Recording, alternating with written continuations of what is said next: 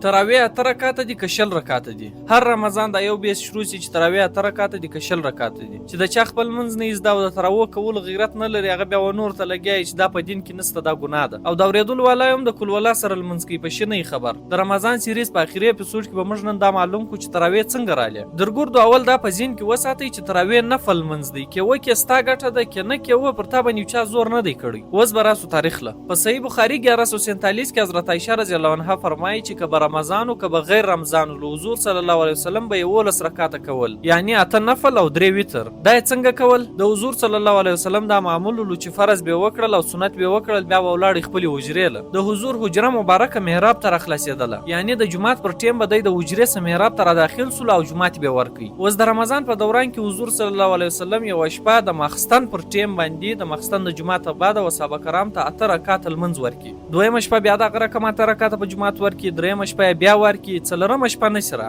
صحابه کرام ټول په انتظار له چې حضور صلی الله علیه وسلم په محراب ته داخل سي او موږ ته بغیر کم جمعات راکې چې تر کم وخت را کول. اوس د دې وجه د صحابه کرام تعداد هم ډیر زیات شو، مګر حضور صلی الله علیه وسلم د منځه د پاره نه رالی. بیا د سحر په وخت کې حضور صلی الله علیه وسلم او صحابه کرام ته و فرمایل چې ماستی د مجمع ته وکتل او ما دا خیال وکړ چې کنن لا ما وتی ته د منځ در کړی نه الله تعالی بستی و جوش او جذبه او محبت ته کتلی وای او نه چې جبرئیل علیه السلام راغلی وای او الله تعالی د منځ پرتی فرض کړی نه وای. په دا مال منځ نه کیدار دردا ځای خو سر په خلاصوي. اوس براس ودی ته 4 رکعات شل څنګه سو. خلیفہ دوم حضرت عمر فاروق رضی الله عنه د رمضان په میاشت کې یو شپه مسجد لا داخل سو. نو وی کتل چې لاس کسان یو ځای د یو حافظ او شاتل منځ کې 15 کسان بیا د بل حافظ او شاتل منځ کې او یو د نخبل ځان تی کډ ولاړ دي. نو حضرت عمر رضی الله عنه فرمایل چې دا ټول خلک د یو حافظ د یو امام یا د یو قاری او شاته په اجتماع سره ودروم، په اتفاق سره ودروم، نو دا به در هغه بهتره چې دی جلال منځ کې. نو حضرت عمر رضی الله عنه ټول خلک د حضرت ابی بن کعب رضی الله عنه په امامت کې ودرول او بیا په بعد کې امام مالک رحمت الله علیه فرمایي چې صحابه کرام به 23 رکعاته کول، یعنی 10 رکعاته د تراویح او 3 رکعاته وتر. اوس که زما او ستا رقم ګناګار پر دې باندې اعتراض راپورته کې چې دا خو بدعت دی، یعنی په دین کې نوې شی شاملول دي، نو درداسې خلک پر زما دا خبر ورسوي چې حضرت علی حیدر رضی الله عنه، حضرت عثمان غنی رضی الله عنه او د حضرت عبد الله بن مسعود رضی الله عنه رقم جلیل القدر صحابیان هغه پر دې باندې اعتراض نه دی کړی، بلکې اتفاق پر وکړي چې ټول د یو امام وشاته ولاړ دي. نو ما او تابع د کم جنت مرغان چې پر دې باندې اعتراض کوي سو یا سوال پر پورته کوي سو. ټول امامانو او علما کرام د دې وضاحت کړی دی چې دا بدعت لغوی دی،